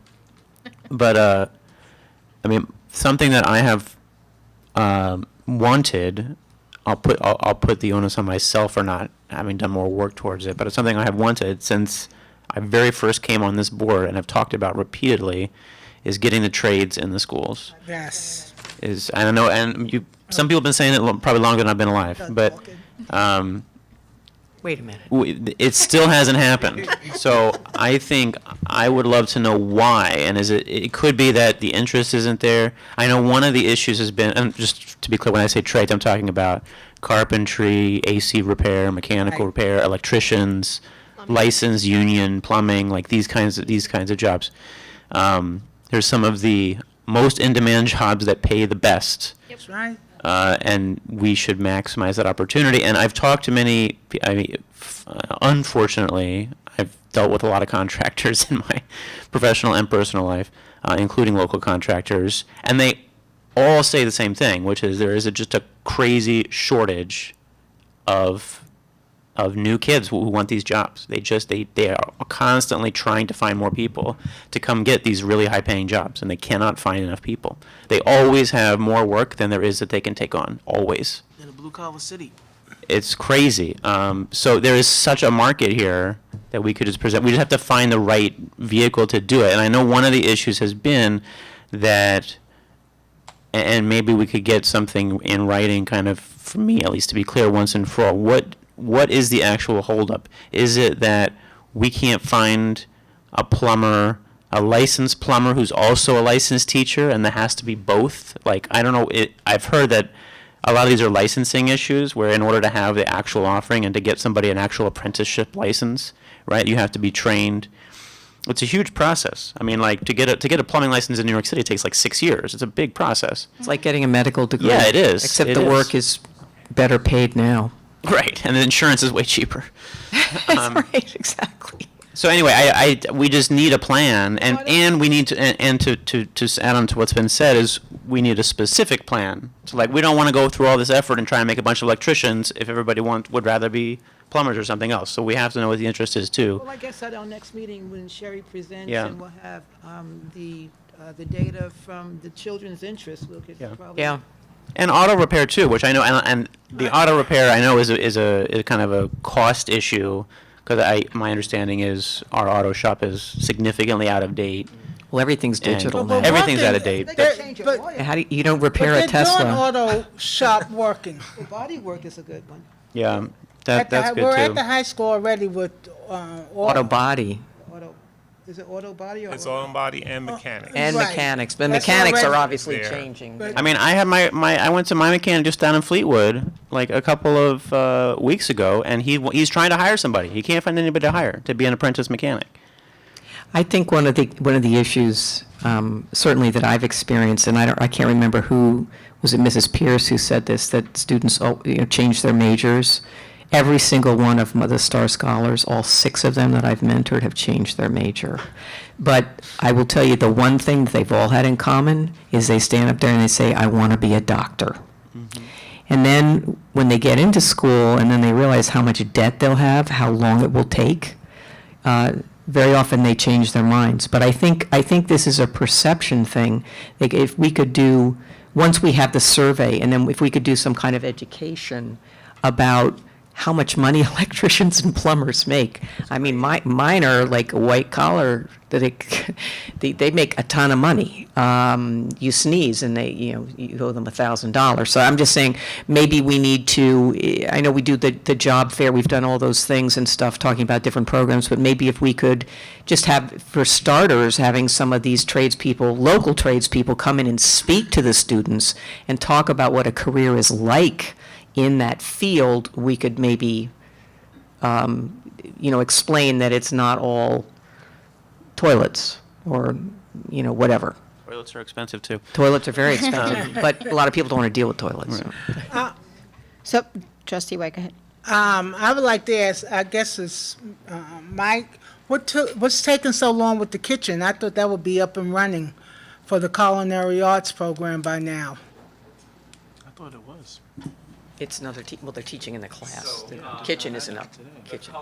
Program right now, we're in, Classrooms. yes, but as far as the culinary kitchen is concerned, we have drawings.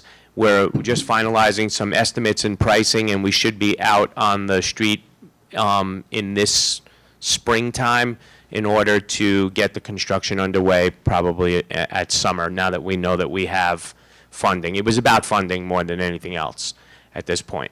So we have that now, and we're So the moving kitchen forward. won't be ready until what?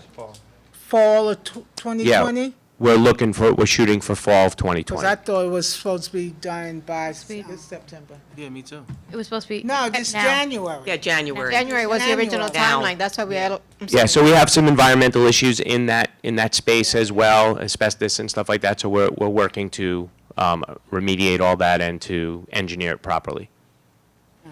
Okay, thank you. I was just shocked. So I'd like to, Thank you. I'm sorry, No, I'm sorry, I'm talking to you're good. myself. But that's a good question. You're right, we had many discussions about the culinary arts kitchen and getting that on board.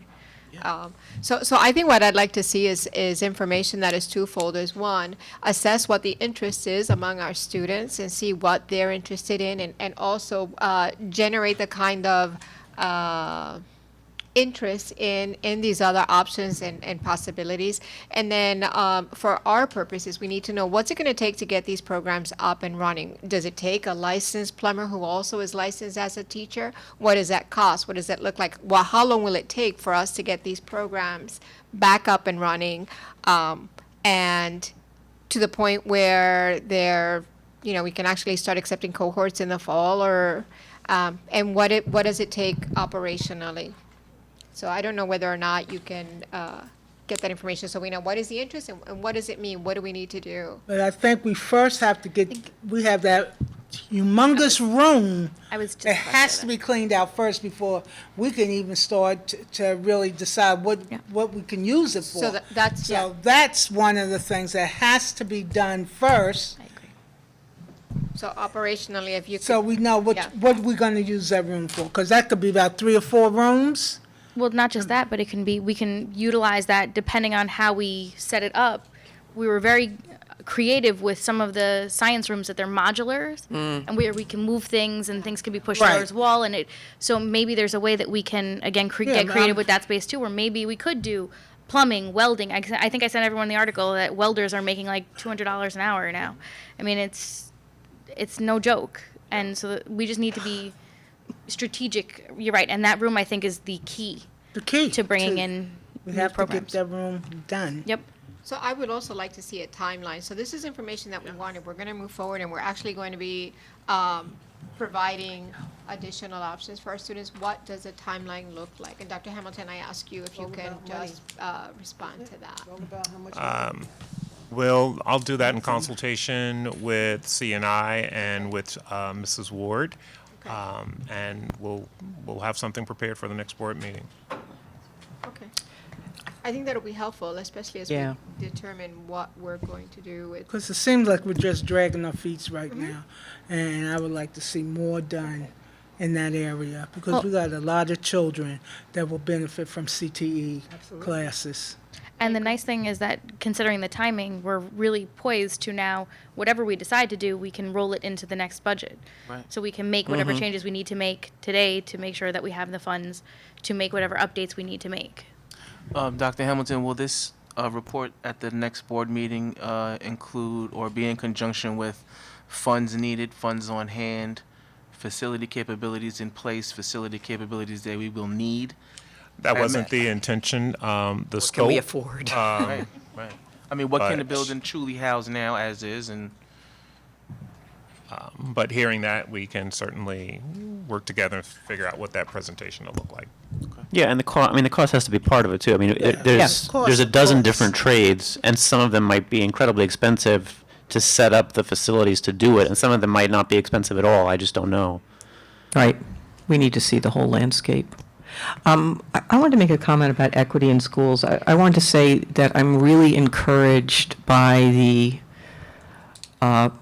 Mrs. Pierce's presentation on the IB because it seems that that may be able to permeate, the high school a bit for the academically gifted students there, and there are a lot of them at Mount Vernon High School. I know personally for a fact that there are. And the fact that they can take these, one of the things I've talked to Dr. Gorman about is, the students, they get to be seniors, and a lot of them have maxed out on all the AP courses, and they say, look, I'd rather just get off at noon and go to work and earn some money. And, if they're told they have to stay in school, they're supposed to be there for the whole school day, they say, well, what am I going to take? For those who don't want to take cosmetology or TV production or whatever it is. So the fact that we are going to have the ability for them to audit or take these additional courses is fantastic. I think that's going to be a really big home run. I mean, and I know at STEAM we're offering some new courses, some new electives for those students, and I think we really have to focus on that in these specialized schools because, we have to have enough robust offerings for them.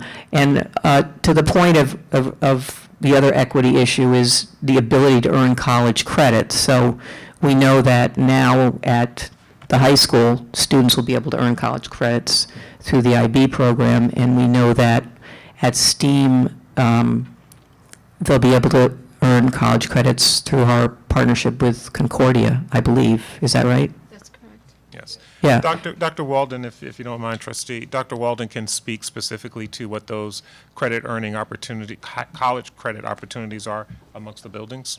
Great. We have those at PVAM too. Good evening. Great. So I'm pleased to share that in all of our 3 thematic high schools, there's opportunities to engage in collegiate level work from advanced placement courses as well as our partnerships with our various universities and external partners. So as you mentioned, trustee, at Mount Vernon High School, there are a number of partnerships.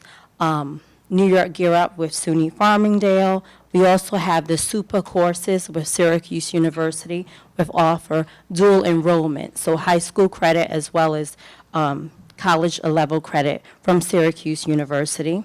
We have a partnership with also Westchester Community College, that college prep English and mathematics course. And then, of course, you've heard extensively this evening about the IB International Baccalaureate program. So that's one of the offerings, or a number of them, at Mount Vernon High School. At the STEAM Academy, as such, they offer a number of advanced placement courses, but they have a great partnership with as Right, well, Lehman as well. where students are able to engage in courses and to take advantage of credit-bearing courses in mathematics and the sciences as well. Now, Concordia College, that you mentioned, that's going to be a partnership in high school programs. Okay, good. So that's an offering that when we discuss equity, that's in all of our programs. And STEAM, of course, we have really strong community and curriculum partners, of course, with Discovery Education and Project Lead the Way. At Thornton High School, just like the other three high schools, advanced placement courses, and we have a wonderful opportunity that you'll be hearing about through Mercy College, where we've had a very generous donor to provide 9 scholarships for Saturday STEAM coursework for 9 students from Thornton School. They have a number of partnerships with some of our SUNY's, Purchase College, Juilliard, Westchester Conservatory, Lincoln Center, as well as New York Gear Up. So we do have a number of collegiate level opportunities for our students in all of the 3 campuses. So you said there's a a scholarship for a STEAM It's student? a Saturday STEAM course. STEAM course at PVAM? Yes, at Thornton High School. That would be a wonderful opportunity that was leveraged with our, through Dr. BC's office, School Improvement, conjunction with CNI, where students would be able to engage in some coursework that might be very interesting to them. For example, digital design, 3D printing, for instance. Mhm. And so we were actually able to meet. 18 students. Okay, 18? oh, excellent. That's So great. that means there's some funding and some additional leveraging through OSI for additional students as well. So Great. we were given, a donor was kind enough and generous enough to provide 9, and then through OSI. That's great. So I know this is a board roundtable, but if you can just indulge me for a minute, Dr. Gorman, if you could just add to that conversation, please. Good evening, everyone. Just to add a light on a couple of things that were talked about today. The Concordia grant that we talked about last week is now open for 80 kids over the next 4 years. So a total of 320 kids will be able to get up to 40 to 60 college credits on Saturdays after school in that partnership with Concordia. That is active for all of our students. So if kids want college credits, they will have access to it. Now, it's going to be rigorous, and so it's not just show up. These are college level classes for high school students starting as freshmen. So that's one of the parts. Regarding the CTE conversation, so there's always a sequence of courses. So you don't just pop into auto for a year. You pop in for 4 years. So those decisions are made in 7th and 8th grade on possible interests. Also, you only have 22 credits and you only have 7 classes a year. Some of our kids are coming into the high school behind, so they need some remedial courses as well. There's a big AVID movement to get kids college and career ready and literate. So the timing piece on the commitment of getting a kid to say, all right, I want to be a plumber, 9th grade, that means it's a 4-year sequence of courses. You can't just pop in. So maybe the format might look differently, like maybe businesses and partnerships maybe after schools, or trades and partnerships coming in to offer that instead of a traditional semester or a year-long course. I think we might be, with the 6 or 7 paths that we currently have, to add additional ones. You can't take, like, I want to be a web designer, a barber, and a plumber all in your class. So it's really, a lot of it is the logistics. A lot of it is the certification, and that's a collective bargaining issue and a union issue. You can't just bring in a plumber or an electrician to teach traditional classes in the school day without that licensure. So that does cause a big barrier. There's also funding issues in there as well. But But maybe if we just focus maybe opportunities and not look at your traditional course load, because there's only so much time in the day for the kids to take a course, and if they change their mind, then what happens? And is it an elective? Is it a career path? What does it look and feel like? So it is easier said than done, but maybe we need to think a little bit out of the box. We were looking, like the culinary kids, if you attract 50 to 75 culinary kids, that's a 4-year track each year. There aren't that many kids to jump into those 4-year tracks to come out with a certificate or a degree. So maybe the answer is to look at it in a non-traditional route with partnerships with businesses and electricians to do a trade that doesn't fit into a traditional school day per se.